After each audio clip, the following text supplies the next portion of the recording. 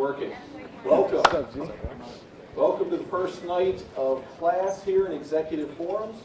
For those of you who I did not meet last week and last Friday at our orientation, my name is Dan Gropper. I have the distinct privilege of being the Dean of the College of Business here at FAU and hosting this class, the Executive Forums class. So welcome to all of you who are here. For those I haven't met, good to see you for the first time. For those I've seen before, good to see you again. We have a great lineup of speakers this semester lined up for you. We have a variety of leaders from different industries, different backgrounds, different experiences. And this part of your programs is designed to give you a chance to meet, learn from, speak with a variety of people in leadership positions from many different industries who are all here in our area and who are all supportive of FAU.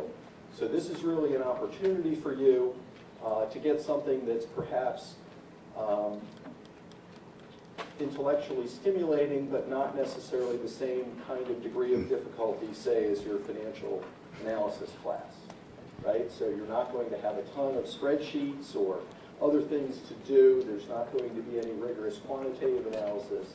What there is an opportunity to participate in online discussions about the things you get out of each of these presentations, a chance to meet and learn from people that will tell you a little bit about their experiences, their organizations, their industries, and give you a chance, I think, to complement the sort of more difficult theory and principles you will learn in other classes, right? So, because it's the first night of class, there'll just be a little bit of talk about grading, because if you are, like any other smart students, you are interested in how you will be evaluated for the course. This course is 1 credit. You will have online discussions, and you should have your assignments. If you haven't seen them already, you'll have them soon. If you'll turn around and look to the back, Tanya May. Tanya, wave at everybody. Tanya is a 2-time graduate of Florida Atlantic University. She also works in the Dean's office and is working closely with me and the executive program staff.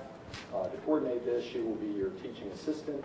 And if you have late assignments or other questions about things, she will help me keep everything going. So she will answer those things for you. There's a leadership paper that is due. It's all there on your syllabus that's posted in the class site.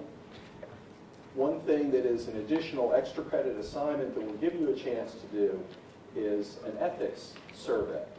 And we will have that up and talk about it a little bit more next week. But it is something that is a survey that is part of a way for you to help reflect and think about your own ethical outlook on things and what you may learn and have learned to this point. So I have more details on that. We'll send that out to you, but it will be an extra credit assignment. And you'll have a chance to start working on that as early as next week. And if you're like most MBA students I've known before, you have all highly driven personalities and are looking for ways to earn extra credit points, this will be that opportunity for you. Okay? All right, very good. That is the housekeeping, such as we need to do today. All right, it is now my distinct pleasure to introduce our guest speaker for tonight, and he is Mr. Naren Gursahaney. Now, Naren, in addition, you got his bio, so you can read all of that, but he's a very proud graduate of Penn State University, their engineering program. He's also a very proud graduate of UVA Darden Business School, and so he gives that great combination of the technical skills of an engineer and the leadership skills of an MBA. I say he's a particularly proud graduate of Penn State because you can rarely hang around the ring. When I run into him around town, he's almost invariably got a Penn State t-shirt on. He travels quite frequently up there to watch the Nittany Lions play football.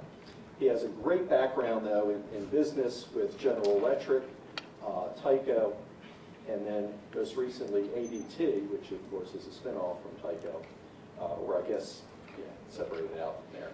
And he has had a number of remarkable experiences. I think you can learn a lot from him about the challenges on the personal level, moving, living all around the world. What I can tell you, which you won't read in the bio, is that I have rarely met someone who seems to inspire such loyalty and respect from the people he led in his companies. So without further ado, let me present Naren Gursahaney.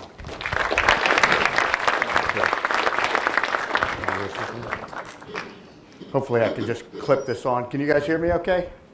Well, first of all, thank you for that very kind introduction, Dean Gropper. I have to tell you, I retired from ADT a little over a year ago, and I kind of assumed that I wasn't going to get any more phone calls. You know, retired executive. I just thought I was irrelevant in the marketplace. So when I got the call from Dean Gropper and Tanya to come join for a speaker series, I was pretty excited. But I did tell them that I had one limitation. I said, I don't have a production organization to put together slides anymore. So I said, you're really stuck with slides and a topic that I can talk about, that I understand, that I can make my own slides. So they said, well, the topic is you. I said, all right, that's pretty good. I said, there's a topic that I was going to say that I'm the world's foremost expert on that, but I think I'm second, because my wife tells me regularly that she knows me better than she knows myself. With me being retired, I think she's getting to know me too well, and this is why I was happy to get a phone call to get me out of the house. She was even more happy than I am to get me out of the house for a few hours. She said, well, don't you have to stay overnight? I said, well, I don't think so, but we'll see how it goes. The one thing I can tell you from a career perspective, having been retired for a year now, is, believe it or not, your career goes really fast. And putting the charts together and kind of taking the opportunity to reflect on my career, it just amazes me that it was probably close to 30-some years ago that I was in your seats, pursuing my MBA, looking for a career change and trying to decide ultimately what I wanted to do. And as Dean Gropper said, I started out as an engineer, but I wanted to get into business, so I went back and got my MBA. And the journey has been an incredible journey, and I'll tell you, we're going to talk about some of the specific experiences I've had. It's fun to write a resume or update a profile on LinkedIn because you get to talk about all your successes. Tonight I'm probably going to talk about a couple of my failures, and those don't show up on my resume. I'm nervous that we're recording this, so it'll now be institutionalized that I failed. Fortunately, I'm retired. I'm not looking for a job, so hopefully that won't impact my future career. But there's a lot of different paths to a career. There's a lot of different paths to success. There's a lot of different definitions of success. And the only definition of success that matters is your definition of it. So, we can compare careers with a variety of different people, and it's hard to say whose is better because you don't know what the person's goals were. In my case, I feel like I had a pretty successful career, but there were some failures along the way, there were some misses along the way, but in the end, hopefully there's not a whole lot of regrets. So what I was going to cover today, first I'll just give you a high-level overview of my background. I know you've gotten my resume, so I won't spend a lot of time on that, but I think it's important because it gives you context for the observations that I'll make, for the conclusions that I'll draw, and for maybe the recommendations or proposals I'll make to you, because those were all developed in the context of my life, of my experience, primarily in the workplace. I'm going to highlight 3 or 4 or 5 specific roles that I had in my career that I thought really helped shape who I am as a person and who I was as a leader of organizations. And the reality is there were lots of different experiences. I really do think I'm a product of my past. But I picked a handful that as I look back were truly instrumental. I will try my best to give you 5 or 6 pithy summaries of what I kind of learned along the way. Some of those may be useful, some of them may not be useful. And then I'll hopefully leave some time for Q&A. My objective is to make this as interactive as possible. My hope is by the time we get to the Q&A portion, one, there's not as much time left, but then there's not a lot of questions. So I put a bunch of charts together. I would not be disappointed if we didn't use any of them, and if all we did was talk about what's on your mind. This is really your time, not my time. All I've done is put together some charts to try and steer us in a direction that hopefully will stimulate some questions for you. Does that sound reasonable? Any questions or comments to start? I'm happy to get derailed right away if that makes sense. No? All right, we'll jump into it then. Kind of quickly, my background, as Dean Gropper said, from an education perspective, I started out in mechanical engineering at Penn State. No big story as to how I ended up in engineering, how I ended up at Penn State. I was growing up in Pittsburgh, and my dad was an engineer. It was the path of least resistance. And I didn't like to have these debates with my dad about what do you want to be when you grow up. I said, I want to be an engineer, just like you, Dad. The discussion was over. I was able to go pursue my engineering degree. I actually then worked for an engineer for about 4 years, and I'll come back to that. But I wanted to be in business. And I figured if I was going to be in business, I better go get an MBA and get trained for what I wanted to be in general management. And ultimately, I ended up going to the University of Virginia, the Darden School. Great place for me. It turned out really well. I liked the case study after spending 2 or 4 years in engineering where it was all lecture, to be able to learn case study and have more discussion and debate. I just found that to be an exciting environment. From a work perspective, I've had the opportunity to work for some really large, global, multi-industry multinationals. Companies like Westinghouse. Many of you may not recognize Westinghouse today. When I came out of college in 1983, Westinghouse and GE were the two big U.S. multinationals. One is still around today. One has kind of fragmented, and I think the brand will be gone, and my kids will never recognize the Westinghouse name. But I worked there for about 4 years. Then went back and got my MBA. Also had the opportunity, as Dean Gropper said, to work for GE. Spent about a decade with GE, and I'll talk a little bit about that. Great training ground, great opportunities, great company that I still have a lot of respect for. I left GE to join Tyco at a time when Tyco was going through, a turnaround. They had put the former CEO in jail. Ed Breen came on board as the new CEO. He recruited me to come over and join him from GE. It was just a exciting, dynamic environment. As we refer to it then, we were leading a $40 billion startup, because that's what it felt like. The infrastructure of a big company wasn't there, but we had a lot of people, a lot of resources, a lot of revenue, and a lot of customers that we had to support. As Dean Gropper mentioned, back in 2012, Tyco decided to spin off a portion of the business that I was leading for Tyco, and they asked me to become the CEO of that company. I spent the last 4 years of my career at ADT. Also, you can see in there during that time, I spent about 4 years in management consulting with Booz Allen. That was right out of business school. I was enamored by the consulting environment, and it was a great learning opportunity for me. While there are plenty of similarities, in the different companies that I've worked for, I'd say the one common piece of it was, with the exception of Booz Allen, every company that I went to work for, I believed that I could work for them for the rest of my life. When I joined Westinghouse, my intention was that I was going to retire at Westinghouse. It was a big, diverse company that was going to give me plenty of growth opportunities. It was in diverse industries, so I was going to have that opportunity to work in different businesses without having to change companies. As it played out, I did change companies. When I went to GE, I kind of felt the same way about GE. When I went to Tyco, I felt the same way. So I picked companies that I could grow, as the company grew, and I could get a lot of different opportunities. On the personal side, I am married. My wife, Judy, I talked about earlier. We've also got 2 kids. We live down here in Boca Raton. In fact, my daughter just started her graduate program at FAU in criminology. She's got an undergrad degree in cybersecurity.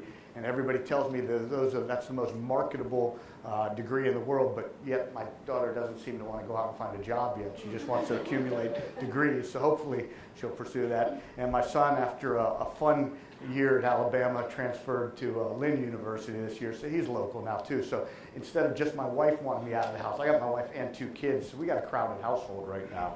Anyway, there's my background. I've had a lot of different roles in those companies, and I'm not going to go through the details of every single one of those roles, but when I started out with Westinghouse, 2 major roles there, one domestic, one internationally, and I'll talk about that. Went back and got my MBA, went into consulting, started out as an associate, got promoted to senior associate. Then I moved to GE from consulting, and the reason I made that decision to leave consulting was a lifestyle decision. During that time, I had gotten married.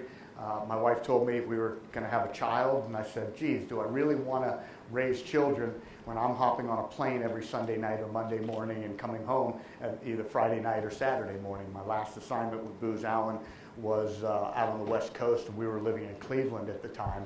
So I was taking the red eye back either Thursday night or Friday night, and I said, you know, that's going to be a tough way to raise kids. And I went to GE thinking I would have greater control over my career and my lifestyle and everything. I can assure you it didn't turn out that way because you have GE, and you'll see there's a whole bunch of roles up there. I think I had a total of 10 assignments in GE in 10 years that I was there. We moved 7 times in 10 years. Moved my family, including back and forth to Tokyo twice. So needless to say, it wasn't necessarily lifestyle that led it, but they were all incredible opportunities. And you know, every one of those jobs that I took, and every time we relocated the family, it was, you know, for my personal and my professional development, and also, you know, in some cases for the family. I mean, to have 2 young kids who had the opportunity to live in Tokyo, to, you know, get to travel through Asia was pretty incredible for them. And while they, you know, they're now 23 and 21, they probably don't remember as much of it as I would like them to. You know, they just have this perspective of the world that is very different from a lot of their peers because they've lived and visited different parts of the world. So as I mentioned, you know, after a decade in GE, went to Tyco, and I kind of gave you the context of what Tyco was going through. Started out in a corporate staff role, and then, but my deal with Ed Breen was, let me do some things, help you get the company going on the right track, but then I want to get back and run businesses. I ran a couple of the industrial manufacturing businesses.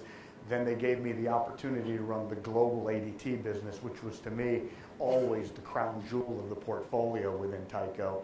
In 2011, I guess, the board decided that they wanted to spin off a piece of the business, the ADT North America residential business.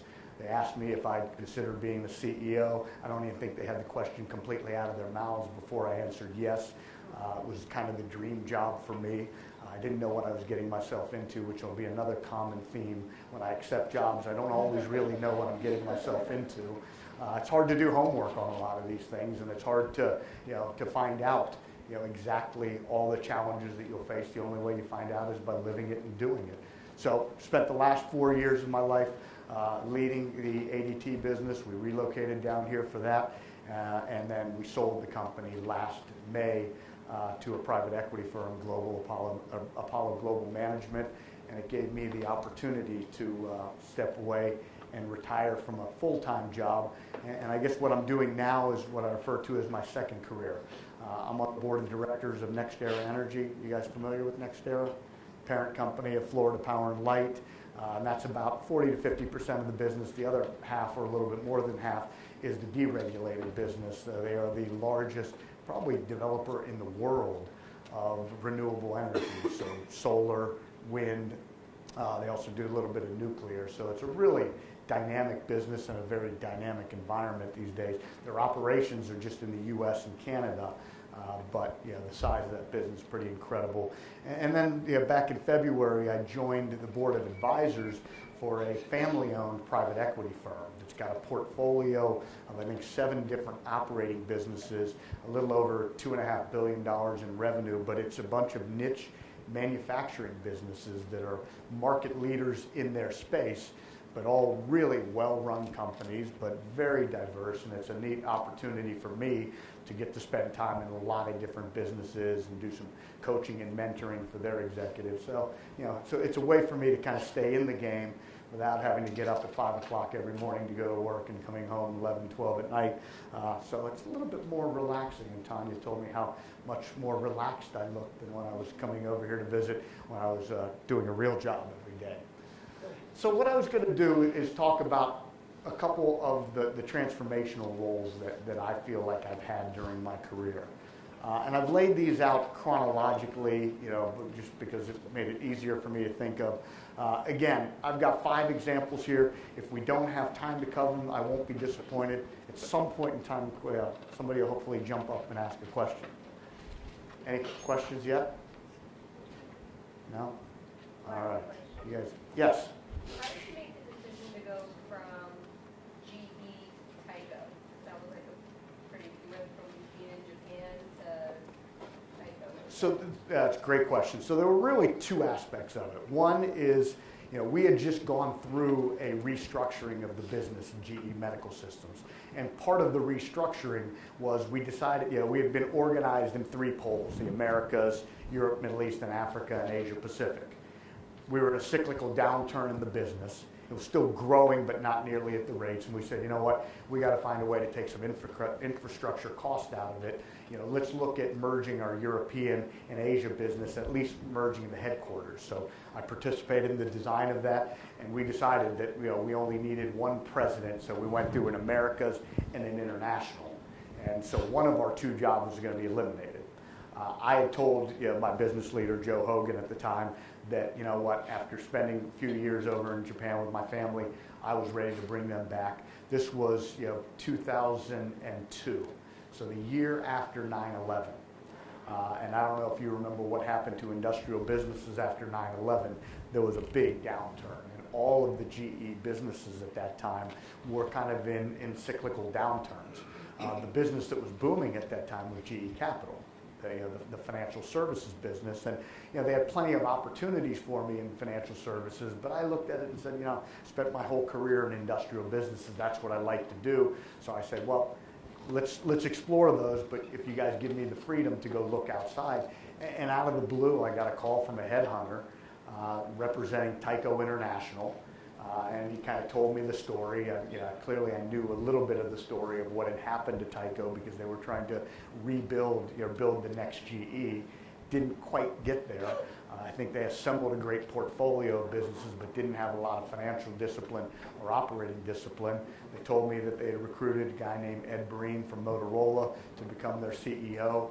I had the opportunity, while I was back in the U.S. on some business activities, to go meet Ed and a couple of his leadership team, and Ed just blew me away.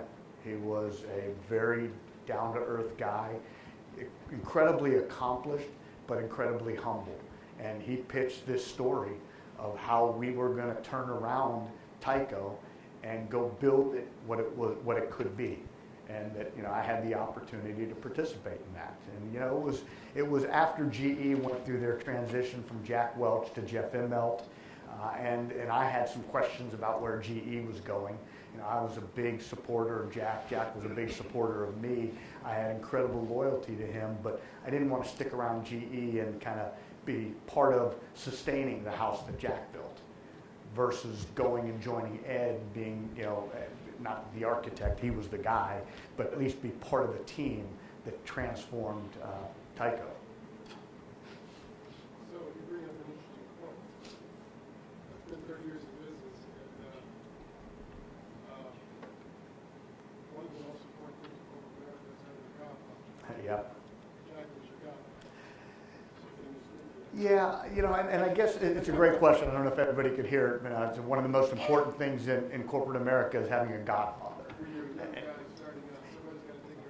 Yeah, I would say there's three roles that are important, and maybe I'm just parsing it a little bit. There's mentors, there's coaches, and there are role models. I think all three of those are important. And Jack was a little bit of all three of those. I wouldn't say he was a coach. He was later in his career a mentor, and he was a great sounding board and everything. But probably most importantly was that he was a role model. And I have to be very clear because my wife he was a role model in the workplace. He was not a role model from his lifestyle. There were plenty of things in his lifestyle that I didn't like about that. And, I guess he's on his third wife. And my wife didn't like that anymore. Now, that was one of the things I thought was wonderful about Ed Breen. And, when you see my summary slide, I think that having great mentors, coaches, and role models is critically important.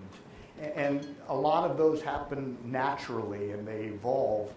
But you, as the person who's benefiting from those, you have to nurture those relationships. You have to reach out to those coaches, those mentors, and the role models, you get to observe them and see what they do and learn more about them. It's not as intrusive and it's not as intimate a relationship. But coaches and mentors, you got to be reaching out to them constantly because, candidly, they're not thinking about you, 7 by 24. They're thinking about themselves, their own lives. But if you have good ones, they'll have a lot of time for you. And I could list, probably 20 people, throughout throughout every company I've worked for, of people who have been coaches and mentors for me, who I reach out to this day. And I'm not even looking for jobs anymore, but if I get an opportunity to join a board, I'll call them up and say, what do you think?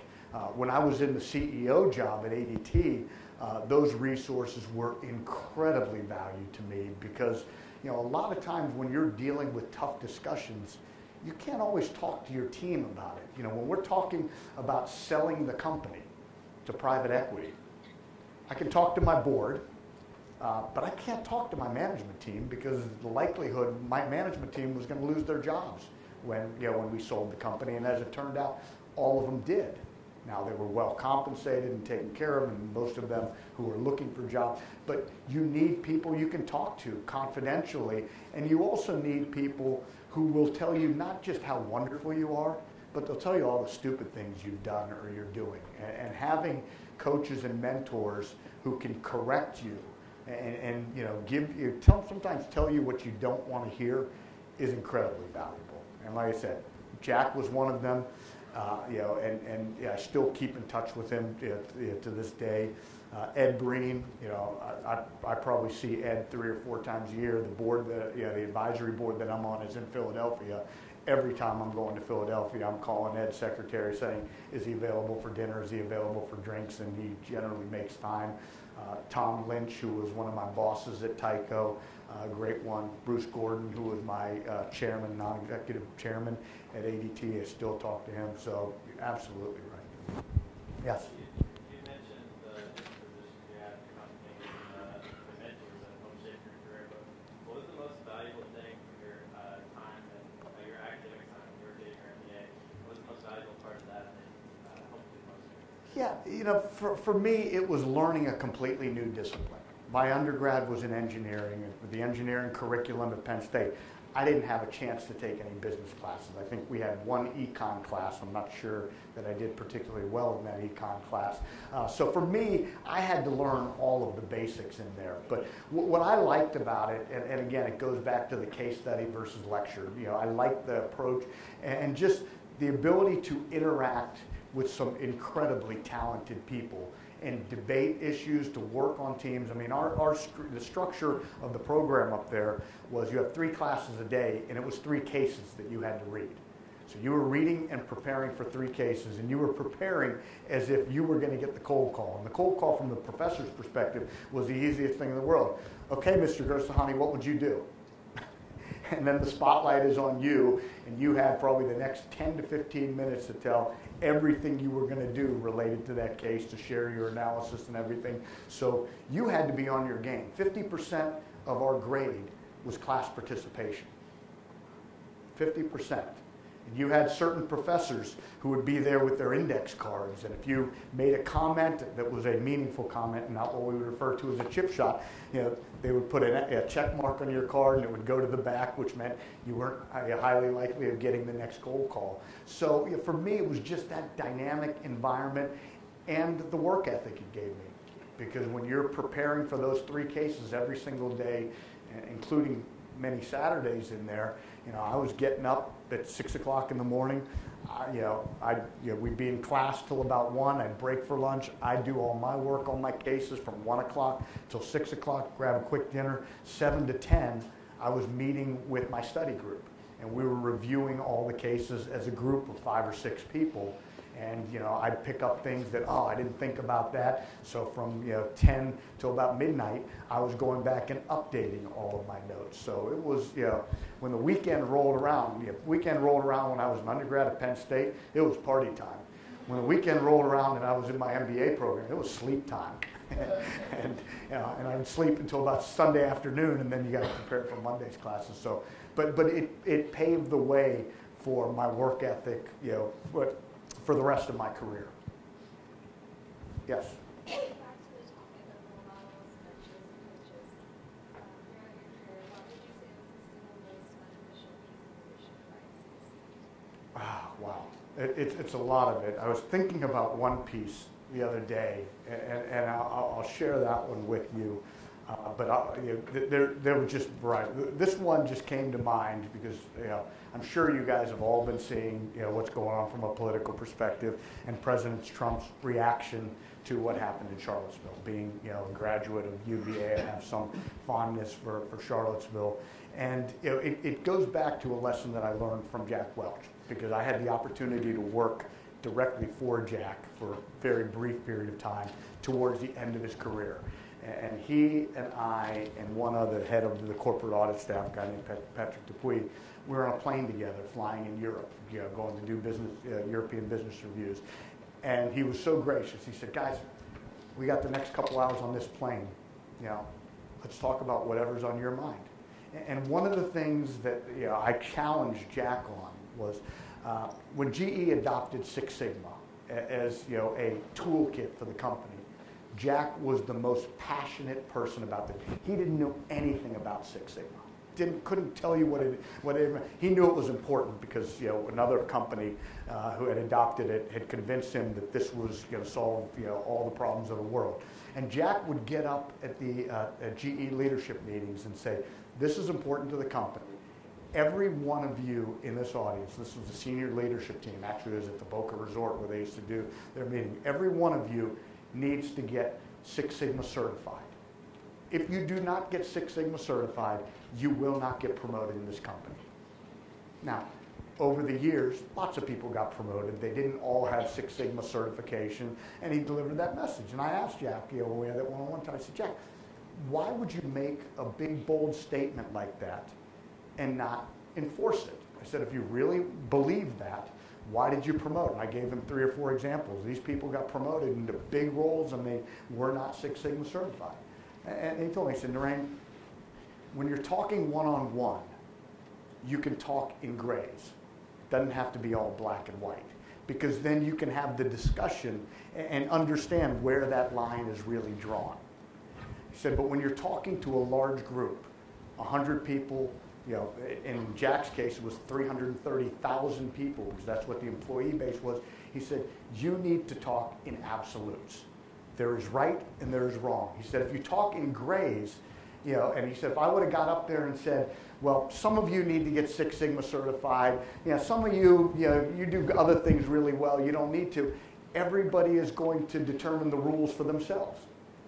And that's why it's black and white. Now, as I saw what President Trump was going through, he was probably right that there were good and bad on both sides that was going on. I mean, it was a fight. It ended up in a fatality. It couldn't have just been one side, not the other. There's no conflict with only one side. He was probably right, but he was talking to not just the whole country, he was talking to the world.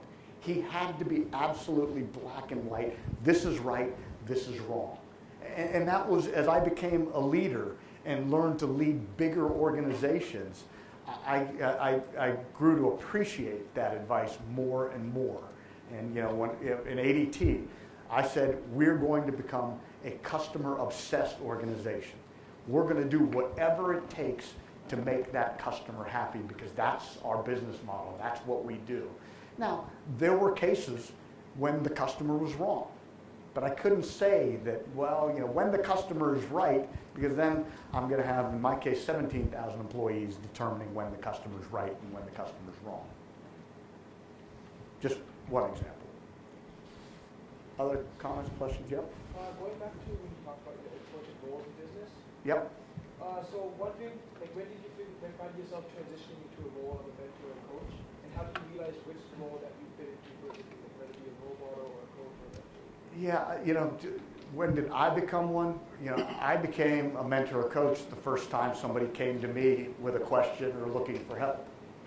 And I would always ask people when they came, people would always come to me and say, "Naren, I want you to be a mentor." I said, "Okay, happy to do that." I said, "But tell me what that means. What do you expect to get out of the mentoring relationship?"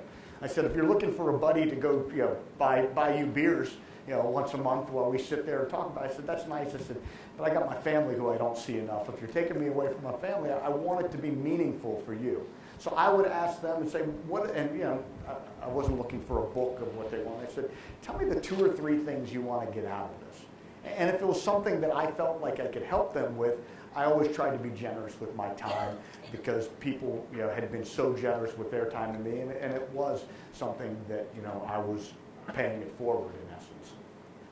But as far as the coach versus the mentor, the coaching role that one is a much more formal role where you have to be able to meet on a regular basis. You have to be able to observe that person in their environment so they could. So I've done more mentoring, and I look to the professionals to do the coaches. The role model, like I said, it's if people come to me and say, you're my role model, I said, yeah, that's wonderful, but I don't really know what it is that I did that they've chosen to either copy or emulate.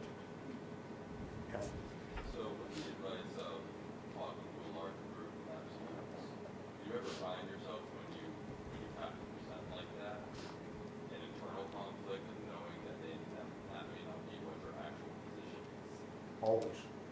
Always. How would you manage it? You manage it one-on-one. When people come and challenge you on it one-on-one, then you can have the nuanced discussion. But in front of a big audience, like I said, I just genuinely believe it's got to be true or false. We can always look at case, and they'll, in some cases they come back and say, well, wait a second, you said it was always this. And I said, yeah, I did say that, and I'll explain to them why I said that. I said because I want to be the ultimate decider of what those exceptions are, and not let 17,000 people.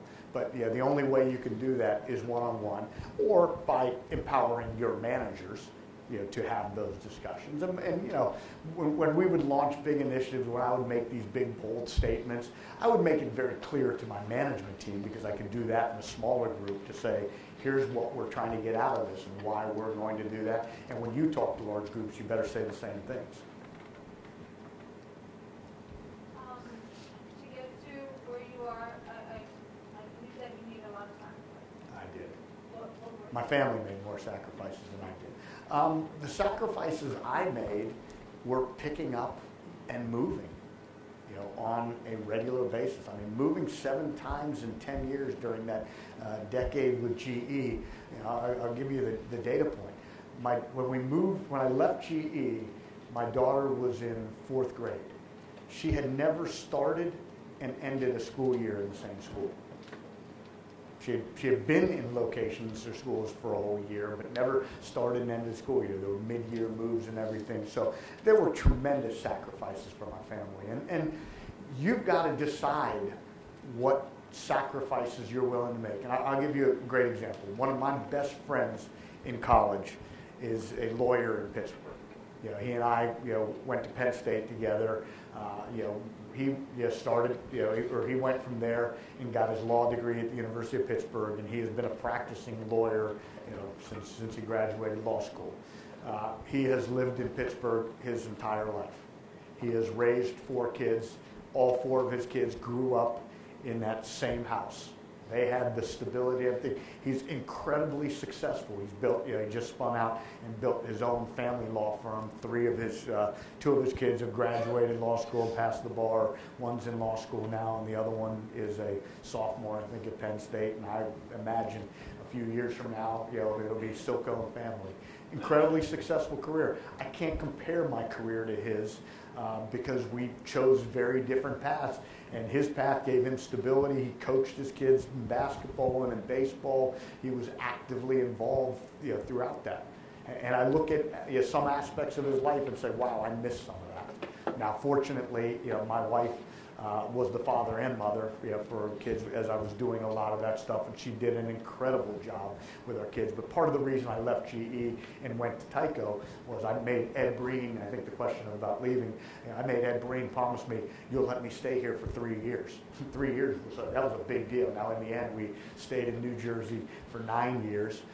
My daughter was able to go from 4th grade and graduate high school. My son went from 2nd grade up to his junior year, and then we pulled him down here. But so there were a lot of sacrifices on the way. But I would say most of those sacrifices were, quote, the work-family balance stuff. I had a very forgiving group of friends that when I, re-immersed from all this international stuff, and we lived in New Jersey, they accepted me right back in like I didn't miss anything. Are there any regrets, any positions that you were offered that probably in retrospect I don't know. That's a great question. The question was, are there any regrets, opportunities that I was offered that I didn't take, and did I have any regrets? Yeah.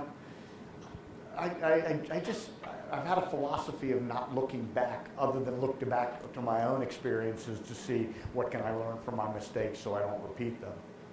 But doors that I chose not to open, I don't know what's behind them, and I don't know how they would have turned out. So I don't spend a lot of time, on the regret side. I'm sure they were. There were plenty of failures along the way. I've had some epic failures. Yes. I want to ask that question, but before that, what is your greatest challenge that you have in growing the team? How do you make the team cohesive, speaking to more of your leadership style, and how do you bring the team together? It is one of my pride and joys is building a team that truly works together. So I would say the challenges of it. One is truly getting to know every single member of your team, understanding what motivates them, and understanding how you motivate them. I would say the second piece, and it's kind of cliched, and it's surrounding yourself with people who are better than you. And the reason I say it's cliched is everybody says you got to surround yourself with people who are better than you. Nobody likes to do that. It's incredibly intimidating. Because you have to have an incredible amount of self-confidence to surround yourself with people who are better than you, because one of them is likely to have your job. And I always told myself more than anybody, I staffed my team with A players. Well, I'll tell you how you know when you've really got that team.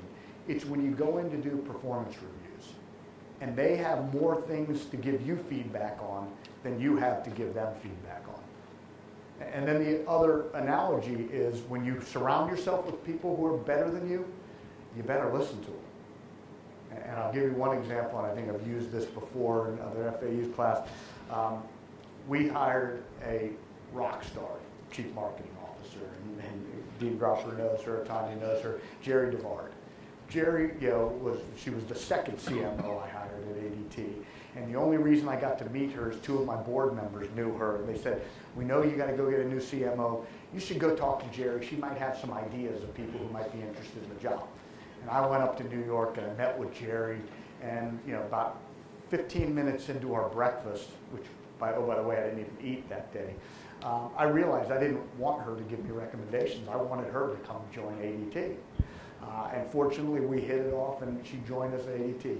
So 6 months later, we make this acquisition of a company up in Canada called Protectron. And we inherited a second brand. So we had the ADT brand and the Protectron brand. And we were going through a healthy debate about, do we keep the Protectron brand? And the leader of the business in Canada said, I need to keep this Protectron brand. It's it's what my employees affiliate. The market knows it. We need to keep both brands. And I said, okay, makes a lot of sense. I like the idea of having two brands, although you got to be able to support two brands, which is very expensive. And I said, have you talked to Jerry about it? And I said, she's our CMO. She owns branding. And she said, no, not yet.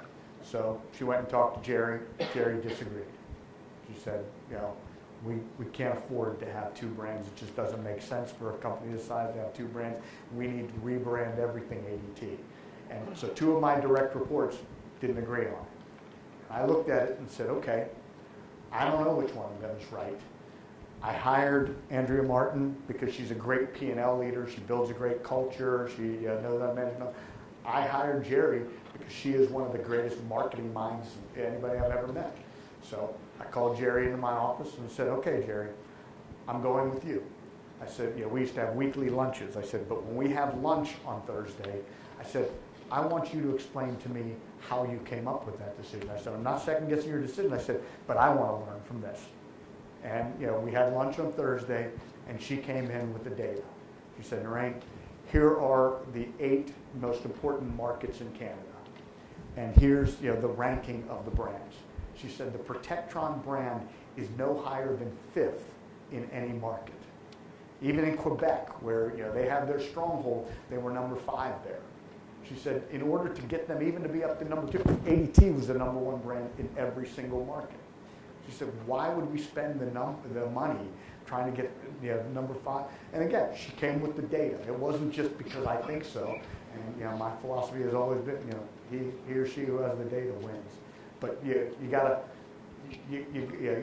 surround yourself with people, and they have to be able to work together as a team.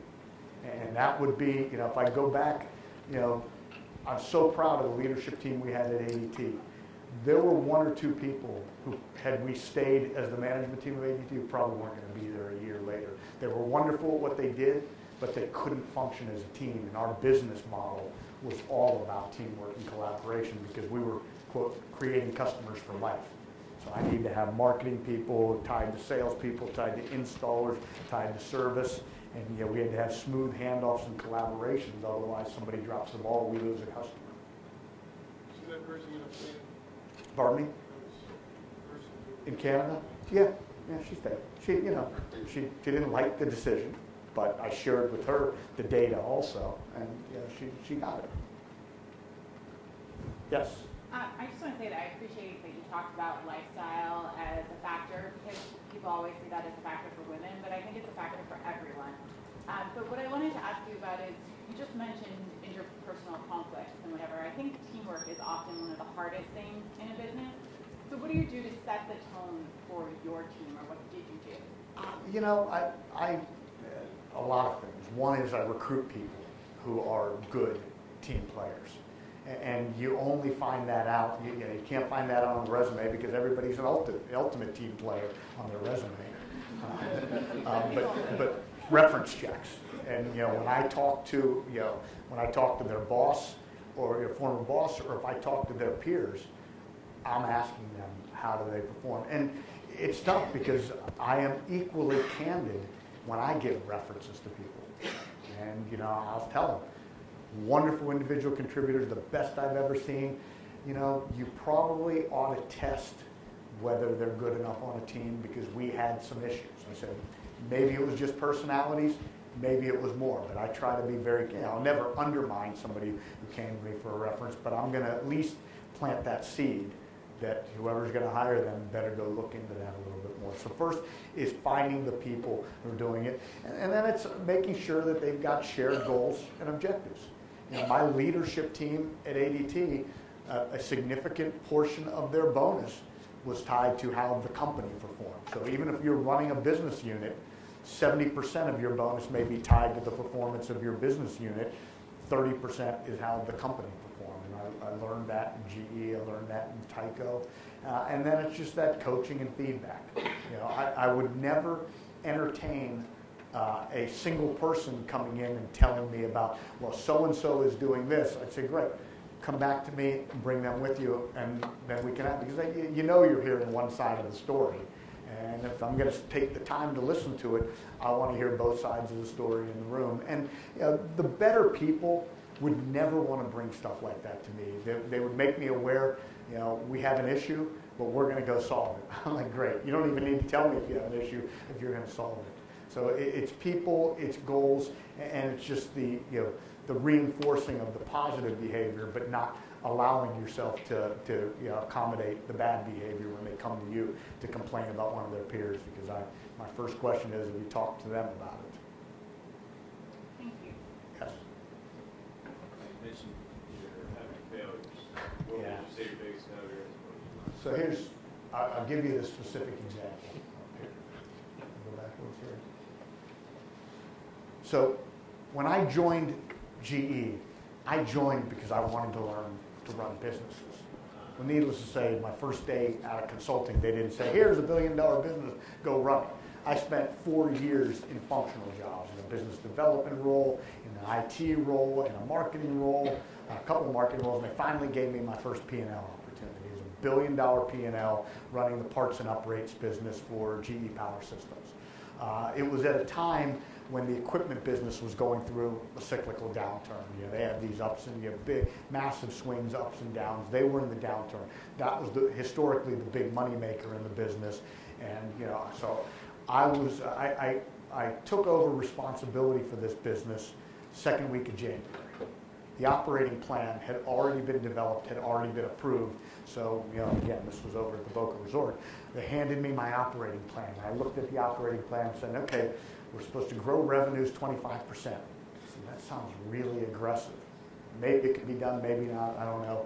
We were growing profits 40%. I said, wow, this is a great model. How does this work? And they said, well, you got 4 points of margin improvement. 2 points through price, 2 points through productivity. This was a matrix P&L, so I had the P&L responsibility, but I didn't own the manufacturing. I owned the pricing strategy. I didn't own the sales. So about a week into the job, I called the VP of manufacturing and said, do we have our transfer prices sorted out for this year? And he said, yep, here they are. Virtually all of my costs had gone up for the prior year. So that 2 points of margin enhancement that was coming through productivity didn't exist. On the price side, we probably had a little room, but a 2% increase across all of our products was probably going to be pretty unlikely. So, I looked at the P&L and said, uh-oh, we got a problem. There's no way we can deliver this P&L. And I spent an inordinate amount of time trying to convince our business leader that it was a bad budget. I was in his office all the time saying, look at this. They made this mistake. They made this mistake. They made this mistake.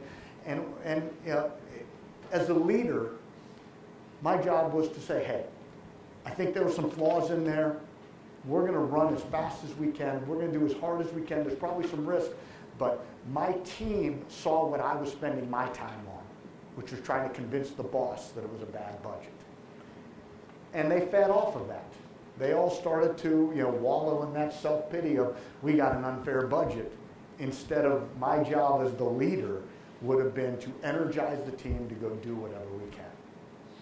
Now, I had a couple other failures in that. I chose unwisely to take on, so the CEO, we're getting to the back half of the year, things are really tight.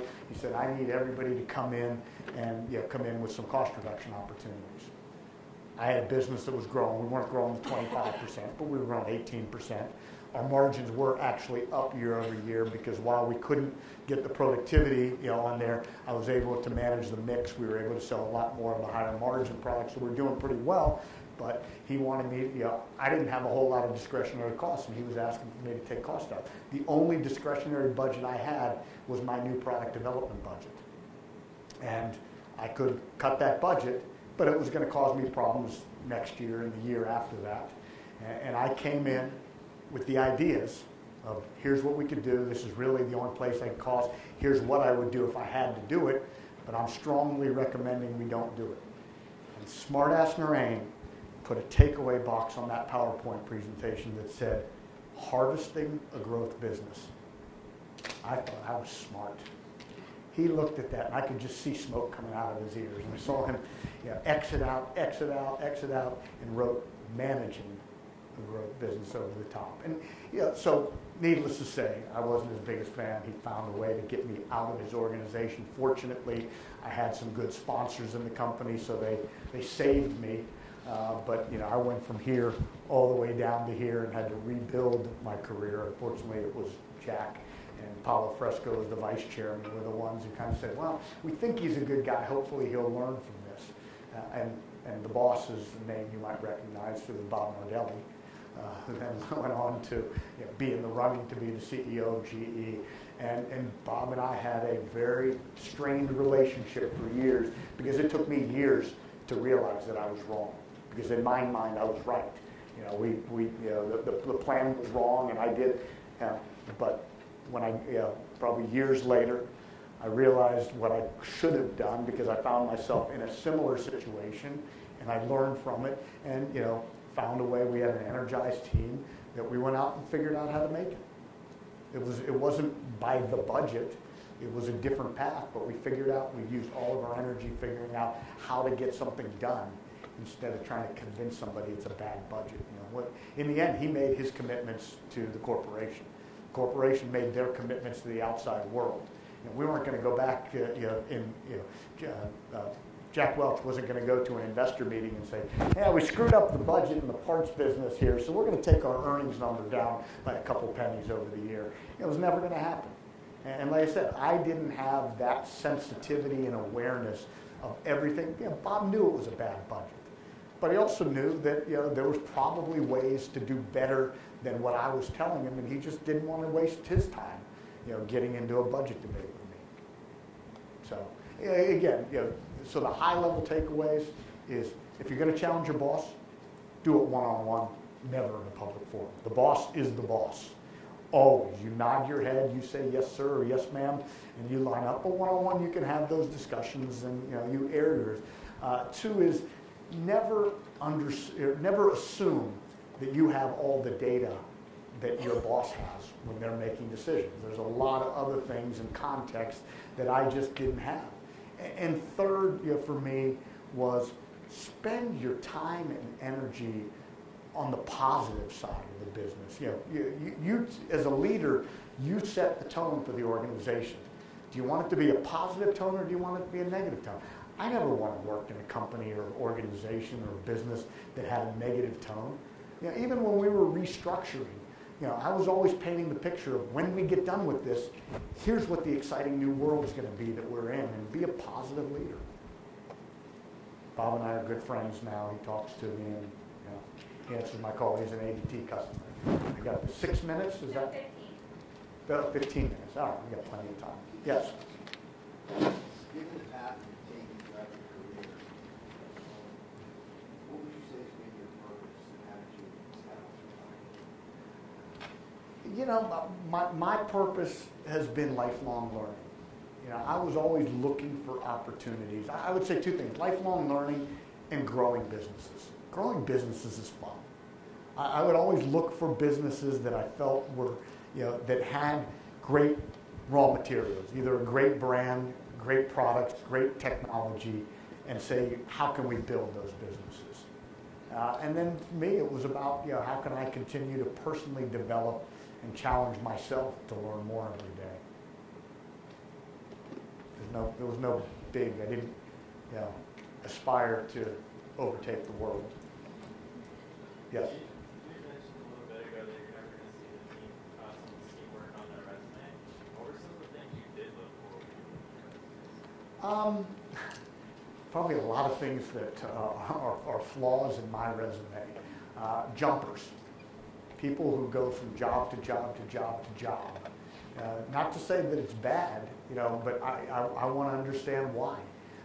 When I look at my resume at GE, if it were not the context of that's what the company was doing at that point in time, high pots got moved every 18 months, I'd look at it and say, that's a pretty crazy model. And I think, that was the model under Jack. I think Jeff Immelt changed that because he wanted people in there. My view is you've got to be in a job for a couple of years so that you live with the decisions you make.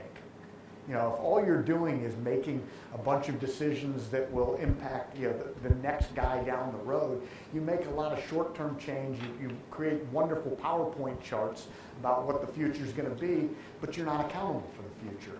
So I want people who have lived through, who've had to live with the decisions they've made in leadership positions. Ignoring the guys in the back. Yes.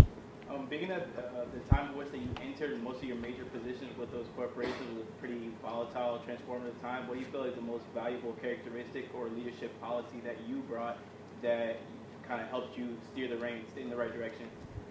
Wow. I would say, and this was something I learned from Ed Breen, it's identify what are the 3 most important things for you and spend 99.9% of your time on those things and only those things. And it was the most difficult thing to do, to be disciplined. And I having been on the other side of that, I could see how frustrating it was. Ed was the master of that. He would always give me time, and he would always listen to me, but he would never make the decision on stuff unless it was in those critical 3 or 4 areas. He'd listen to me and say, yeah, Naren, that's great. Go talk to the CFO. He would delegate to the CFO, and he would not be burdened with it. Now, he gave me the time because he knew I was an important member of his team, and he could use that time to coach me, to develop me, and and coaching and developing talent was clearly one of his top priorities. But just being disciplined with your time. I mean, your time is the most valuable asset that you have. And if you waste your time on stuff that doesn't move the needle for your organization, for yourself, for your organization, for your company, you'll never get that time back. And there aren't enough hours in a day to work, even on the stuff that's critically important. So there's one right, yeah. I want to know that you currently mentioned engineering and MBA. So did you ever face difficulties like finding work or people asking you that, why you made a drastic change in your career? Yeah, so the question was, moving from engineering, getting my MBA, did I ever have trouble finding work? I would say, when I tried to get into marketing, in my summer internship while I was an MBA, people just kind of looked at me and said, well, why would we ever hire you to go into marketing? What are you doing? I said, well, I want to do something very different. I ended up getting an internship not through the normal school process, but through my own contacts. My brother was working for IBM. He introduced me to somebody at IBM, and they put me in a marketing role. In all fairness, the job there, what they call marketing, was really sales support. So it turned out to be okay. But after that, like I said, there was a method to my madness. I said, I want to work for technology-based companies. That's why I felt the engineering undergrad was important, to have that foundation so the engineers can never BS me. But I want to be in business. I would say it was more likely that people put me in roles that I probably wasn't qualified for than it was me looking for roles that I wasn't qualified for. And I learned a lot from those. I accepted those roles, but you learn to ask for help a lot when you go into a role where you're over your head. When I have a small company called Retail, and I have some new employees who's required, how long do you take to cultivate them to be team players and then make a decision whether you're going to invest in them or let them go? Every regret I ever have was that I took too long to let go. Because you always think you can fix people. First of all, most people don't want to be fixed because they don't believe they're broken. They believe everybody else is broken.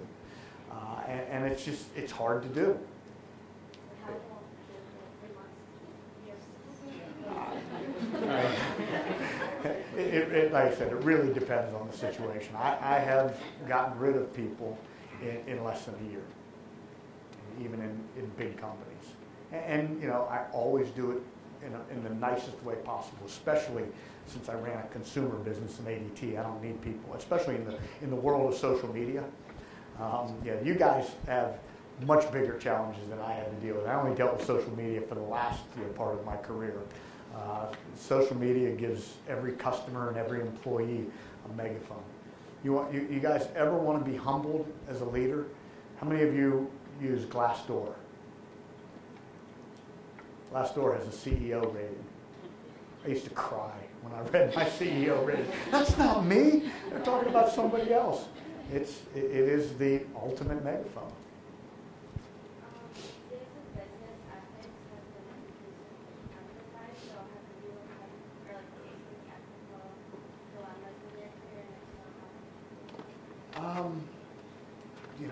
You always face ethical dilemmas in there. And like I said, I have always, my first job out of college was in the defense industry. The rules in the defense industry were so tight, they were so clean, they were so black and white, that it was the perfect place for me to start my career. We used to have Air Force representatives sit in our quality meetings, and if they would go get a cup of coffee in a meeting, they would put a quarter in the cup every time. And that kind of set the tone for me. So I was fortunate, one, from my parents, how they raised me, and two, from that first job. So in this job, I was in supplier quality engineering, so we were responsible for the quality of incoming product. At Christmas time, when I go out and be visiting one of my suppliers, I had one hand me a case of wine. I said, well, thank you very much, but I can't, oh, I'm sorry, they had it delivered to the office. I called them up, I said, thank you very much, I can't accept that. I said, I'm going to stop by on my way home from work this afternoon and drop it back for you. And, you know, I went and dropped it off to them, and they said, Ryan, we give out 20 of these a year. This is the first one I've ever gotten back. I said, well, that's a shame for my peers, but I just said, you know, and one of my mentors at the time had the best line. He said, every man has his price. Mine isn't a case of wine. You better think a lot bigger than that. So those kinds of things, and it's where it becomes challenging is when you have to apply those in different cultures. So I'll give you an example. You know, when I ran Asia Pacific for GE Medical Systems, I was over there twice. Korea, customer entertainment in Korea was a big deal. You know, and they would go out for karaoke. Karaoke was them. Yes, there was a little bit of singing, but there were also escorts in there. And, you know, we had to say that, you know what, it may be okay in your culture, but it is not okay in the company. So, you know, on company funds, on company time with your customers, you can't do it. We're not going to reimburse you, you know, for it, and you better be clean. And you know, we had healthy debates about, you know, which is more important, the country culture or the company culture. I can tell you for every company I worked for, the company culture ended up being more important, because once you gave up that, then how do you explain to the rest of the world? And again, you have to have one set of standards. Yes. In terms of the cultural aspect and team building, as you did say that team building is really important, how were you able to effectively build or be cohesive with your Asia Pacific team? Because you said that you were in Japan, and obviously from American culture and the corporate standards, it's completely different from what we would expect Japan to be. So how was that? I spent, and you know, it's in one of the examples in there, because that was one of my probably transformational roles when I first went over there to run the service business. I spent a lot of time on the ground with the team. And that means you've got to socialize with them. And that means if you're in Asia, you better get 2 or 3 go-to songs for karaoke. No matter how bad they are, you better learn to sing karaoke. You know, it was a big part of the Japanese culture. It was a big part of the Chinese culture. It was a big part of the Korean culture. In Korea, you better learn to drink a lot. But it was by immersion and respect for them, and by spending a lot of time in country. I mean, I was never a headquarters guy.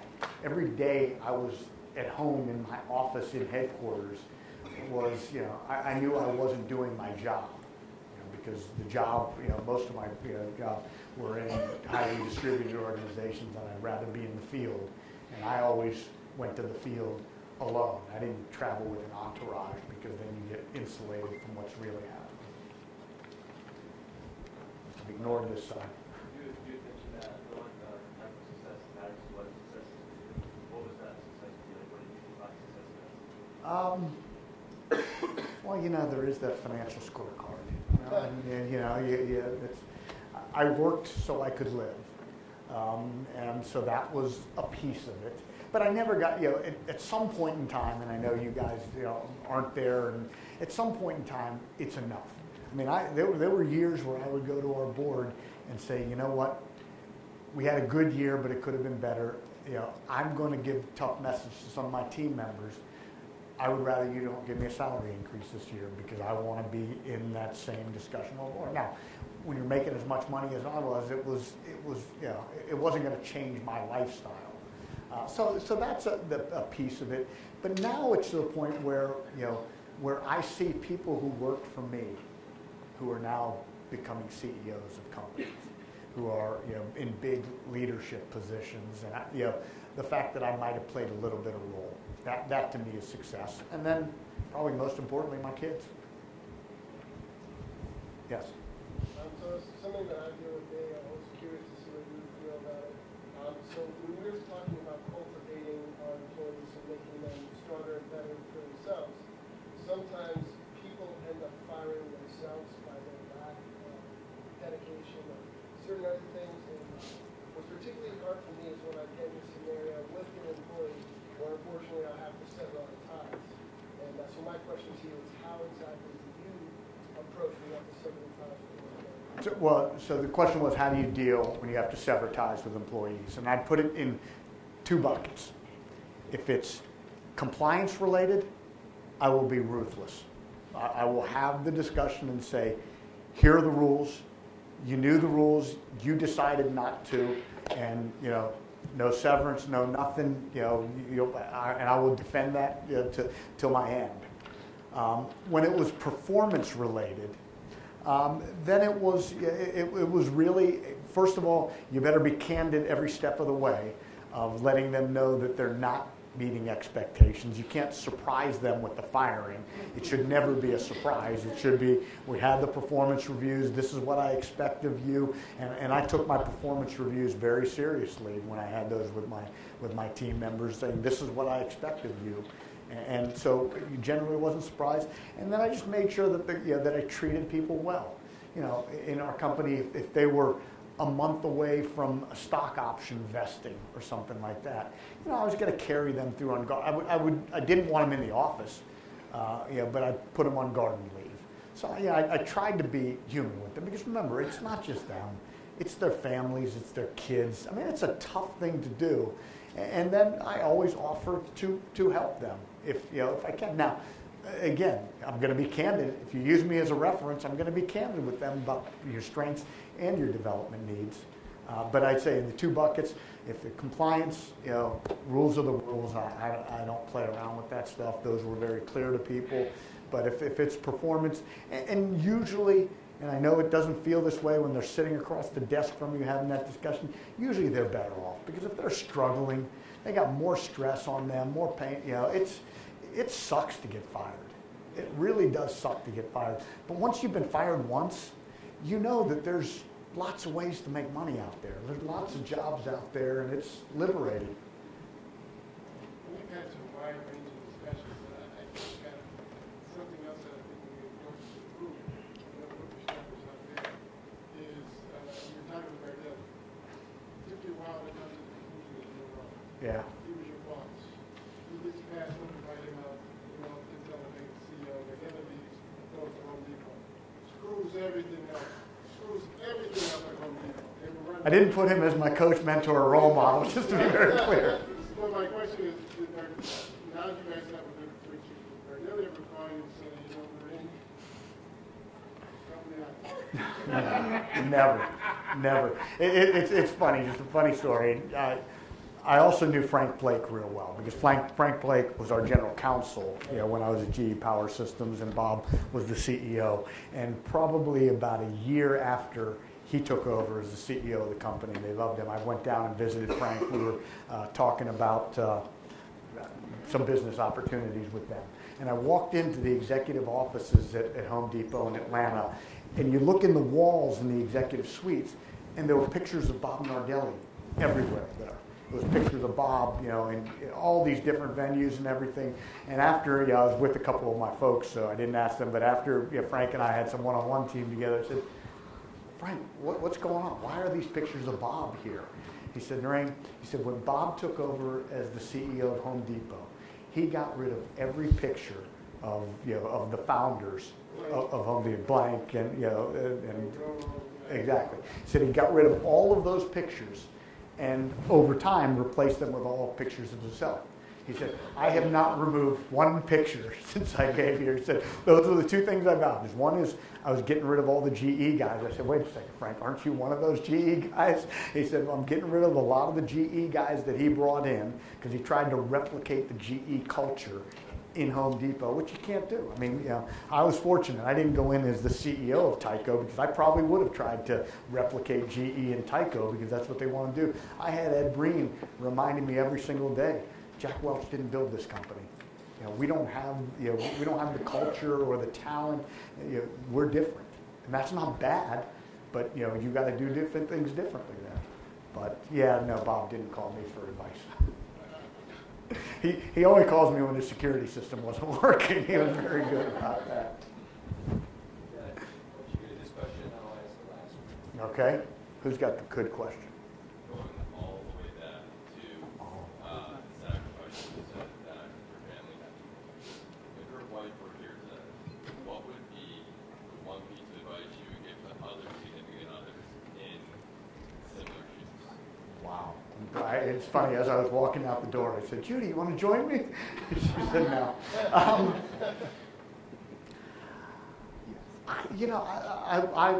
That's a great question. I don't know the answer. If I would speculate the answer, it's the same as her.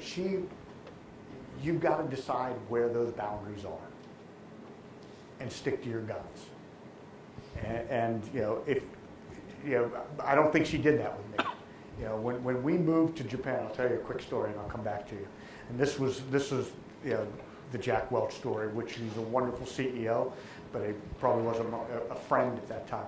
When my first Asia opportunity came about, it was Jeff Immelt who was running the business of medical. He gave me the job offer to go run that business. I said, where's the job going to be? He said, well, your predecessor was in Hong Kong, but your boss is going to be in Tokyo. I said, great, I'll go look at both places. So my wife and I went over there, went to Tokyo. She hated it, absolutely hated it. I recall on the flight from Tokyo to Hong Kong her saying, well, if we have to, I'll find a way to make it work. She went to Hong Kong and she loved it.